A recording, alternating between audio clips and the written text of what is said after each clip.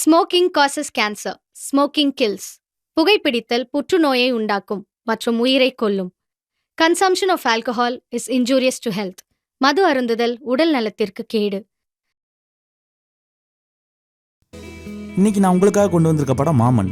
நம்ம சூர்யா இது அப்படிங்கிற மாதிரி செம்மையா தரமா நடிச்சிருக்காரு இந்த படத்துல சென்டிமெண்ட் இல்ல, சென்டிமெண்டே படமா எடுத்து வச்சிருக்காங்க. சரி வாங்க படத்தோட ஒன்லைன்ல பார்த்துடலாம். ரொம்ப வருஷமா குழந்தை இல்லாத அக்காவுக்கு ஒரு குழந்தை பிறக்குது. அந்த குழந்தை அக்காவோட குழந்தைய பார்க்காம அவன் பையன் மாதிரி பாக்குறாரு நம்ம சூரி. கொஞ்ச நாளுக்கு அப்புறம் நம்ம சூரி ஒரு பொண்ணை லவ் பண்ணி கல்யாணம் பண்றாரு. ஆனா அந்த கல்யாணத்துக்கு அப்புறம் இவங்க ரெண்டு பேத்துக்குள்ளேயும் இந்த பையனால பிரச்சனை வருது. அது என்ன பிரச்சனை, எதனால இவங்க ரெண்டு பேரும் பிரிஞ்சிருக்காங்க அப்படிங்கிறதையும், ஒரு குடும்பம்னா எப்படி இருக்கணும், ஒரு தாய் மாமா அப்படிங்கிற உறவு எவ்வளவு பெருசு அப்படிங்கிறத நல்லா எமோஷனலா இன்ட்ரெஸ்டிங்கா இந்த படத்துல காட்டியிருக்காங்க. சரி வாங்க டைம் வேஸ்ட் பண்ணாம படத்தை ஸ்டார்ட் பண்ணலாம். படத்தோட ஸ்டார்டிங் சீன்லேயே ஒரு வளகாப்பு சீனை தான் காட்டுறாங்க. துணை பொண்ணை காணோம்னு சொல்லி எல்லாம் தேடுறாங்க. 10 பிள்ளை பெத்த விளாட்டும் எங்கே போய் ஒழிஞ்சுக்கிட்டான்னு தெரியலையே. ஏன் அவன் வந்து வளையல் போட மாட்டாளா, நம்ம சொன்னாலும் கேட்க மாட்டா, அவள் தம்பி வந்து சொன்னாதான் கேட்பா அப்படின்னு சொல்லிட்டு அந்த அம்மா அங்கே சத்தம் போட்டுட்டு இருக்காங்க. யாரை பற்றி பேசுகிறாங்க அப்படின்னா நம்ம சூரியோட அக்கா. லப்பர் பந்து படத்தில் ஹரிஷ் கல்யாணுக்கு மாமியாராக நடிச்சிருந்தாங்களே, அவங்க தான் நம்ம சூரிக்கு அக்காவா இந்த படத்தில் நடிச்சிருக்காங்க.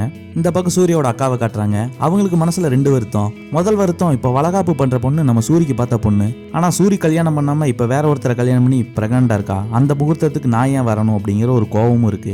அதே சமயம் வளகாப்பு பண்ற பொண்ணுக்கு துணை பொண்ணா இருந்து வளையல் போட்டா குழந்தை பிறக்கும் அப்படிங்கிற ஒரு சம்பிரதாயம். எல்லா ஃபங்க்ஷன்லையும் என்னை துணை பொண்ணா இருக்க சொல்றீங்களே, எனக்கு குழந்தை பிறக்கணும் அப்படிங்கிறதுக்காகவா, இல்லை எனக்கு குழந்தை இல்லைங்கிறத சுட்டி காட்டுறதுக்காக நீங்க இப்படி பண்றீங்களா அப்படின்னு சொல்லிட்டு அவங்களுக்கு ஒரு கோவம். இதனால நான் துணை பொண்ணா வந்து நிற்க மாட்டேன் அப்படின்ற மாதிரி சொல்லிடுறாங்க. அதே சமயம் இந்த பக்கம் நம்ம சூரிய காட்டுறாங்க. என்னதான் அவரோட எக்ஸுக்கு வளகாப்புனா கூட சூரி கொஞ்சம் கூட வருத்தப்பட்ட மாதிரி தெரியலிங்க. நல்லா ஜாலியாக கெத்தாதான் வர்றாரு. அக்கா முடிஞ்சு போன கதையை பற்றிலாம் பேச வேண்டாம், இப்போ ஆகிறத போய் பாரு, அவளுக்கு துணை பொண்ணா போக்கா. டேய் நீ எவளுக்காகவும் நான் போய் துணை பொண்ணா இருக்க மாட்டேன்டா. என் தம்பி ஒரு பொண்ணை கல்யாணம் பண்ணிட்டு வருவானே, அந்த பொண்ணுக்கு மட்டும்தான் நான் துணை பொண்ணா இருப்பேன், அவளுக்கு மட்டும் தான் நான் வளையலும் போடுவேன் அப்படின்னு மாதிரி சொல்லிடுறாங்க. படத்துல நம்ம சூரி பேரு இன்பா, அவங்க அக்கா பேரு கிரிஜா. அவங்க அக்காவுக்கு கல்யாணமாகி 10 வருஷம் ஆச்சு, ஆனா இன்னும் குழந்தை பிறக்கவே இல்லை. அதனாலதான் இவ்வளவு பிரச்சனையும். அக்காவுக்கு ஒண்ணுன்னா உயிரே கொடுக்கக்கூடிய ஒரு தம்பி, அவர் தான் நம்ம சூரி. ஒரு ஜாலியான குடும்பம் தான், ஆனா குழந்தை இல்லாத மட்டும்தான் ஒரு பிரச்சனை. சூரியோட அக்கா அந்த ஃபங்க்ஷனுக்கு வரமாட்டாங்க அப்படின்னு சொன்னதும் இந்த மாமியார் சத்தம் போட ஆரம்பிக்கிறாங்க. ஒரு கட்டத்துக்கு மேல இவங்க திட்டத்தை பொறுத்துக்க முடியாம இவங்க கிட்ட சண்டை போடலான்னு வரும்போது திடீர்னு பார்த்தா அவங்க மூஞ்சிலே வாந்தி எடுத்துடுறாங்க. நீங்க நினைக்கிறது கரெக்டு தான். எதுக்காக இவ்வளவு நேரம் அவங்க மாமியார் சண்டை போட்டாங்களோ அதுதான், அதாவது இவங்க பிரெக்னெண்டா இருக்காங்க. இருந்தாலும் இதை கன்ஃபார்ம் பண்ணிக்கிறதுக்காக ஹாஸ்பிட்டல் போறாங்க. உங்களுக்கு கல்யாணமாகி 10 வருஷம் ஆச்சுன்னு சொல்றீங்க, ஆனா இன்னும் குழந்தை பிறக்கல, உங்களுக்கு ஏஜ் வேற ஜாஸ்தி ஆயிடுச்சு, உங்களுக்கு 80% தான் சான்ஸ் இருக்கு அப்படின்ற மாதிரி டாக்டர் சொல்றாங்க. இதை கேட்டு சூரிக்கும் அவங்க அக்காவுக்கும் ஒரு ஷாக்கு. அப்ப கூட இருக்க டாக்டர், எதுக்கும் நம்ம ஒரு டைம் ஸ்கேன் பண்ணி பார்த்துட்டோம்னா கன்ஃபார்ம் பண்ணிடலாம்ல டாக்டர் அப்படின்னு மாதிரி சொல்றாங்க. இவங்க தான் நம்ம படத்தோட ஹீரோயின். கட்டா குஸ்தியில கூட ஹீரோயினை பண்ணியிருப்பாங்க, அவங்க தான் இவங்க. இந்த படத்துல டாக்டர் நடிச்சிருக்காங்க. பேபி ஸ்கேன் பண்ணி பார்க்குறாங்க. பேபி இருக்கிறது கன்ஃபார்ம் ஆயிடுது. கங்க்ராட்ஸ், நீங்கள் அம்மாவாக போகிறீங்க அப்படிங்கிற வார்த்தையை நம்ம ஹீரோயின் சொல்ல, இதை கேட்குற சூரிக்கும் அவங்க அக்காவுக்கும் ரொம்ப சந்தோஷம். சூரி அவங்க அக்காவை மெடிக்கல் செக்கப்புக்கு கூப்பிட்டு வராருங்க. இதில் சூரி அவங்க அக்காவை எப்படிலாம் பார்த்துக்கிறாரு அப்படிங்கிறத பார்க்குற ஹீரோயினுக்கு நம்ம சூரி மேலே ஒரு லவ் வந்துடுது. இதனால அவங்க 2 பேரும் லவ் பண்ண ஆரம்பிக்கிறாங்க. அதே சமயம் இந்த பக்கம் அவங்க அக்காவுக்கு டெலிவரி டேட் வந்துடுது. பிறந்த குழந்தை மாற சுற்றி போனதுனால தாய் மாமா பார்க்கக்கூடாது அப்படின்ற மாதிரி சொல்லிடுறாங்க. இதனால நம்ம சூரி வருத்தமாக அங்கேருந்து வெளியில் போகிறாரு. அதே சமயம் ஹீரோயின், இதெல்லாம் இப்போ யூஷுவல் தான், நீ போய் ஃபஸ்ட்டு குழந்தைய பாரு அப்படின்னு அனுப்பி வைக்க, அவங்க அப்பா அந்த குழந்தைய வாங்குறதுக்காக வெயிட் பண்ணிட்டு இருக்காரு. அதே சமயம் சூரி அவரை தள்ளி விட்டுட்டு போய் அவங்க அக்காவோட குழந்தை, அதாவது அவன் குழந்தை வாங்குற மாதிரி வாங்குறான். குழந்தையும் கொஞ்சம் கொஞ்சமாக பெருசாகுது. சூரி ஹீரோயினை கூட்டிட்டு, உனக்கு நான் முக்கியமான ஒருத்தங்களை அறிமுகப்படுத்தணும் அப்படின்னு ஒருத்தங்க வீட்டுக்கு கூட்டிகிட்டு போகிறாருங்க. இவங்க பேர் சிங்காரம் பவுனாத்தா. இவங்களுக்கு குழந்தை இல்லை. குழந்தை இல்லாத குறை கூட தெரியாமல் இவங்க 2 பேரும் ஒன்று அந்நுண்ணியமாக இருக்காங்க. அந்த குறையை தீர்த்து வைக்கிறதும் நம்ம ஹீரோ சூரி தான். சின்ன பையனாக இருந்தவன் இப்போ வளர்ந்து பெரிய ஆள் ஆகிறாங்க. அக்கா பையன் மாமன் அப்படிங்கிற உறவை கடந்து 2 பேரும் நல்லா க்ளோஸாக ஃப்ரெண்ட்ஸ் மாதிரி இருக்காங்கங்க. அக்கா பையன் ஒருத்தன் கிண்டல் பண்ணி ஜாமண்டி பாக்ஸை பிடுங்கி வச்சதும் மான்கராத்தில் நம்ம எஸ்கேப் போகிற மாதிரி ஒரு சின்ன சண்டையை போட்டு அங்கேருந்து கெத்தாக வருவார் பாருங்க. இந்த சீன் செம்மையாக இருக்கும். இந்த பக்கம் ஹீரோயின் அவங்க அப்பா கிட்ட பேசி கல்யாணத்துக்கு சம்மதம் வாங்கிறாங்க. கல்யாண ஃபங்க்ஷன்லாம் செம்மையாக தான் நடக்குது. ஆனால் தாலி கட்டுற டைமில் மாமா அத்தைக்கு நான் தான் தாலி கட்டுவேன் அப்படின்னு சொல்லி இந்த குட்டி பையன் ஒத்த காலில் நிற்கிறான். அந்த சின்ன பையன் எது கேட்டும் நம்ம சூரி இல்லைன்னு சொன்னதே இல்லை. இப்போ என்னடா அத்தைக்கு நீ தான் தாலி கட்டணும்னு நினைக்கிறியா, கொஞ்சம் இரு அப்படின்னு சொல்லி கழுத்தில் ஒரு செயின் போட்டிருக்காருங்க. அதை எடுத்து அந்த பையன்கிட்ட கொடுத்து போட சொல்லுறாருங்க. இப்படி தாங்க கல்யாணத்திலே பிரச்சனை ஆரம்பிக்குது. அப்படியே ராத்திரி ஆகுது. இவங்க 2 பேத்துக்கு இன்னைக்கு ஃபர்ஸ்ட் நைட்டு. ஆனால் இந்த குட்டி பையன் இவ்வளோ நாள் அவங்க மாமாவோடய தூங்கிட்டான். அம்மா மாமா ரூமில் புதுவாக பூவெல்லாம் போட்டிருக்காங்க, இன்னைக்கு நான் மாமாவோட தான் தூங்குவேன் அப்படின்னு சொல்லிட்டு இவங்க 2 பேத்துக்கு இடையில வந்து படுத்துக்கிறாங்க. இவங்களும் தூங்குவாங்கன்னு பார்க்குறாங்க. ஆனால் பையன் தூங்குற மாதிரியே தெரியல. எந்த டைம் இவங்க தூங்குனாங்கன்னு தெரில. அப்படியே பார்த்தா காலையில் பொழுது விடிஞ்சிருது. சரி விடுடி, இன்னைக்கு மிஸ் ஆயிடுச்சு, நாளைக்கு பார்த்துக்கலாம் அப்படின்னு சொல்லிட்டு இவங்க மறுபடியும் தூங்க போகிறாங்க. பார்த்தா இன்றைக்கும் அந்த பையன் படுத்திருக்கான்.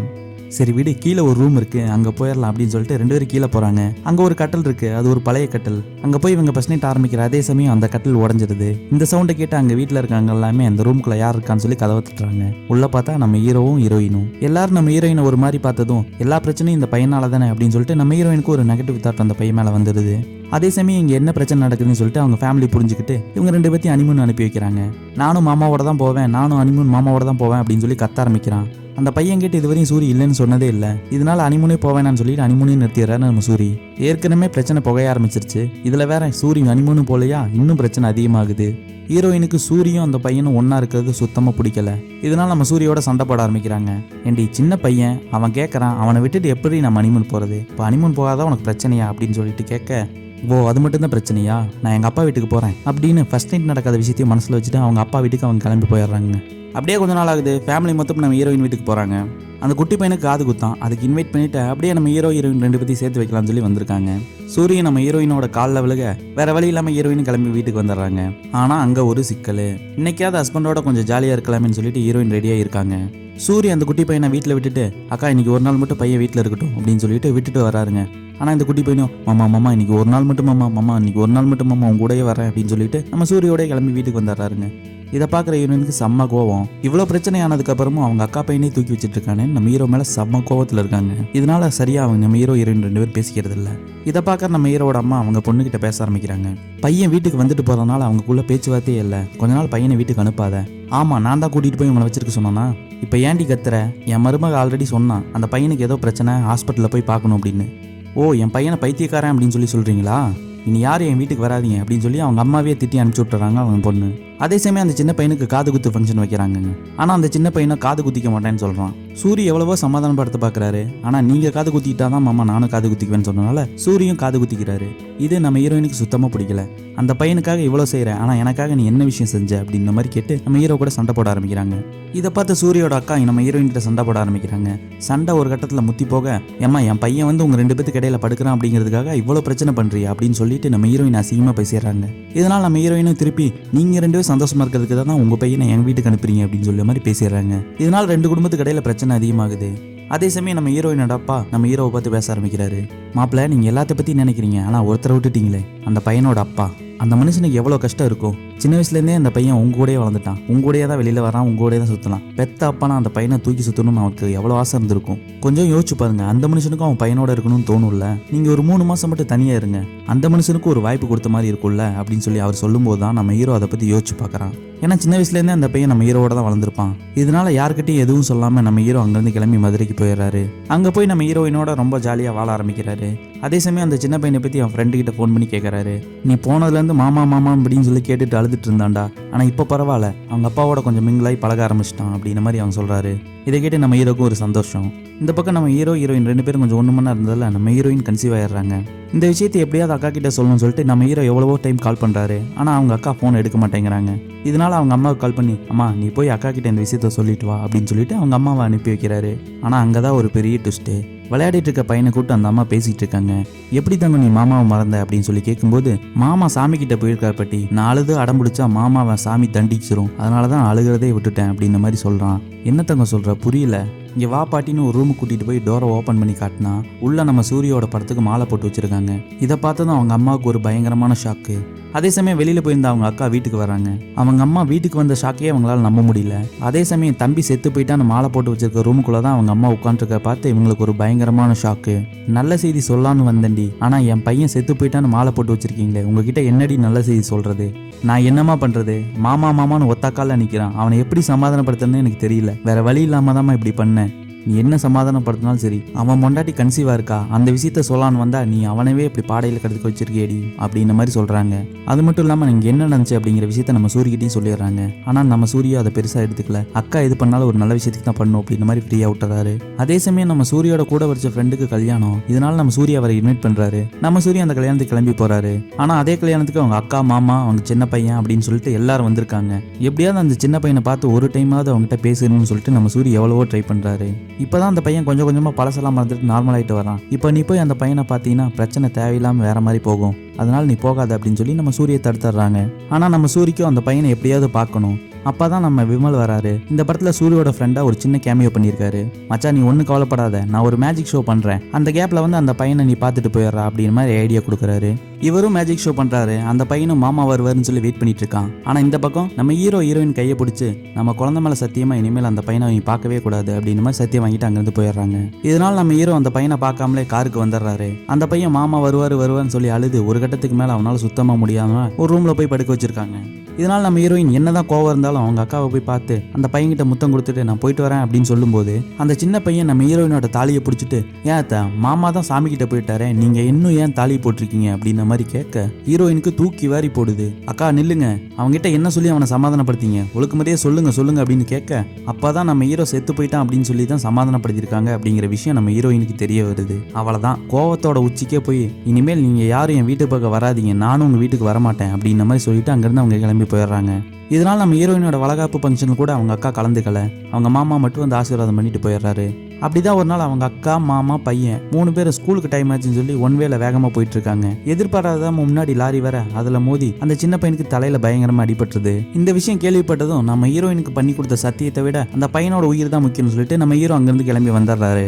அந்த பையன் கண்ணை முழிக்கிறதுக்குள்ள ஒரு 5 நிமிஷம் பார்த்துட்டு போயிடறான் டாக்டர்னு சொல்லி கெஞ்சி கேட்டு அந்த பையனை பாக்குறாருங்க. ஆனா அந்த பையன் உங்க மாமா வந்து தெரிஞ்சதோ என்னமோ தெரியல, கண்ணை முழிச்சு அவங்க மாமாவை பார்த்து மாமா நீ எங்கேயும் போகாத மாமா, என் கூடயே இரு மாமா, இங்கேயே இரு மாமா, என் கூடயே இரு மாமா அப்படின்னு சொல்லிட்டு அழுக ஆரம்பிக்கிறான். நீ ஒன்றும் கவலைப்படாதல, நான் உன் கூடயே தான்டா இருப்பேன் அப்படின்னு சொல்லி சமாதானப்படுத்திட்டு சூரிய அங்கேருந்து வெளியில வந்துடுறாருங்க. அதே சமயம் அங்கே வர ஹீரோயின் என் புள்ள மேலே நீ சத்தியம் பண்ணிட்டு அதையும் மீறி இங்கே வந்திருக்கு அப்படின்னா என் பிள்ளைக்கு என்ன ஆனாலும் பரவாயில்ல, எனக்கு என்ன ஆனாலும் பரவாயில்ல அப்படின்னு தான் நீ நினைக்கிற, அவனும் எனக்கு ஒரு விதத்தில் பையன் தாண்டி, ஏன்டி இப்படிலாம் பிரித்து பேசுகிற, அப்போ எங்கள் 2 பேத்துக்கு என்ன ஆனாலும் பரவாயில்ல, உனக்கு உங்கள் அக்கா வீட்டுக்காரர் உங்கள் பையன் அவங்க மட்டும் தான் முக்கியம் இல்லை அப்படின்ற மாதிரி ஒரு மாதிரி பேச ஒரு கட்டத்துக்கு மேலே சூரி கோவத்தில் அந்த பொண்ணை ஓங்கி கணத்திலே அப்பிடுறாருங்க. இதனால ஹீரோயின் இப்படிப்பட்ட நீ எங்களுக்கு இனிமேல் தேவையே இல்லை அப்படின்னு சொல்லி தாலியை கழட்டி நம்ம ஹீரோவோட மூஞ்சிலே வீசிடுறாங்க.